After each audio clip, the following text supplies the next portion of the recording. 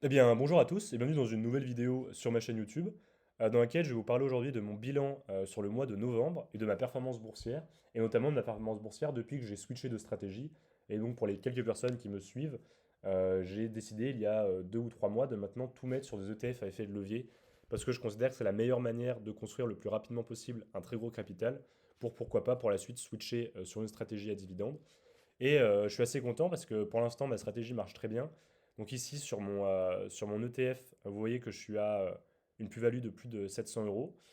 Donc évidemment, je suis très content. Et en plus de ça, j'ai aussi un ETF, mais là, levier x3 sur le compte titre, où là, je suis aussi à une performance je suis à plus 14% depuis que j'ai acheté, et j'ai gagné plus de 700 euros. Donc je suis déjà à plus de 1500 euros gagnés en bourse depuis que j'ai mis en place cette stratégie. Donc j'ai passé les 1000 euros de plus-value. Donc évidemment, pour certaines personnes, c'est beaucoup, pour d'autres, c'est absolument rien. Pour moi, c'est juste un chiffre et le but, c'est d'augmenter ce chiffre le plus rapidement possible. Et donc, pour rappel, voilà, ma première position, mon unique position d'ailleurs sur le PEA, c'est cet ETF-là, donc effet de levier x2 sur le Amundi MSCI USA. Donc, je suis très confiant. Bon, déjà, la performance depuis le début de l'année, elle est absolument folle, mais surtout, voilà, ce qui est important, c'est de regarder la performance sur le long terme. Et quand on regarde la performance sur 10 ans, on est à 25% par an. Donc bon, évidemment, les performances passées, pardon, ne présagent jamais des performances futures. Mais bon, c'est toujours intéressant de se dire que potentiellement, on a un actif financier qui a quand même fait une très bonne performance et qui peut potentiellement faire encore une très bonne performance. Vous voyez, par rapport au Nasdaq, bah, c'est encore mieux, quoi. Et ça fait 60% sur l'année. Là, on est à 25% depuis le début de l'année sur le Nasdaq. Pourquoi? Parce que c'est un ETF effet levier de x2, donc la performance, elle est multipliée par 2. Donc évidemment, quand tout va bien, c'est très bien. Mais évidemment, si on prend voilà, sur 5 ans, la période de crack ici, quand on a un ETF effet de levier, bah, plutôt que de prendre un 30% dans la figure, on peut prendre un 60, voire 70% dans la figure. Donc faut évidemment être confiant sur cette stratégie. Moi, je le suis parce que je considère que les marchés financiers sont vraiment faits pour monter à long terme, et donc justement, le TF à effet de levier fait vraiment sens à ce niveau-là. Mais surtout, la stratégie qui doit être mise en place, c'est ce que tout le monde appelle le fameux DCA, donc Dollar Cost Average, qui est en fait de venir, en fait, quand on regarde le graphique, ouais, c'est de venir acheter tout le temps, tous les mois, toutes les semaines, quand on peut, enfin ça dépend, et pour venir lisser en fait au maximum le prix d'achat et éviter, par exemple, voilà, si on achète là, il faut forcément attendre un sacré moment avant de revenir en plus-value. Vous voyez, vous auriez dû attendre plus de 3 ans avant de revenir en plus-value si vous aviez acheté là. Alors que si vous avez décidé d'acheter là, mais aussi d'acheter ici, mais aussi d'acheter ici, mais aussi d'acheter ici, évidemment votre prix de revient unitaire il serait beaucoup, beaucoup plus inférieur. Et donc vous serez repassé en positif beaucoup plus rapidement.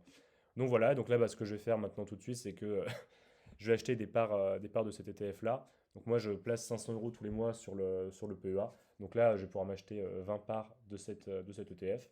Donc je le fais tout de suite pour montrer aussi que je le fais.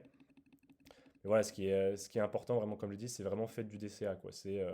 Surtout quand on débute, on va avoir tendance à. Moi, je m'en suis rendu compte, ça fait un petit moment que j'investis, mais au début, vraiment, on regarde son portefeuille littéralement toutes les secondes.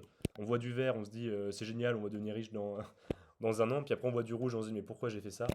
L'avantage au moins de faire un DCA, c'est qu'en fait, j'ouvre mon portefeuille uniquement une fois par mois. Bon, là pour l'instant, je suis en positif, je suis très content, mais même si j'étais en négatif, moi, ça changerait absolument rien. Je serais quand même content. À la limite, je serais même plus content si jamais ça baisse, parce que je me dis, j'achèterais plus bas des actifs de qualité qui, de toute façon, après, vont remonter. Mais voilà un petit peu pour ça. Là, maintenant, mon ordre est passé. Donc, vous voyez ici, je passe de 181 parts de TF à 201, parce que j'en ai acheté 20 nouvelles. Donc, encore une fois, j'en avais déjà parlé dans une vidéo, mais je me rends compte que les gens, ils ont souvent du mal à racheter des titres quand ils sont en positif, parce qu'en effet, ça fait baisser le pourcentage de plus-value. En fait, on s'en fiche. Le but, c'est d'avoir le plus possible d'argent. C'est pas d'être en. Enfin, j'ai des amis, pour tout vous dire, voilà, ils ont acheté des actions totales quand c'était vraiment le plus bas du Covid.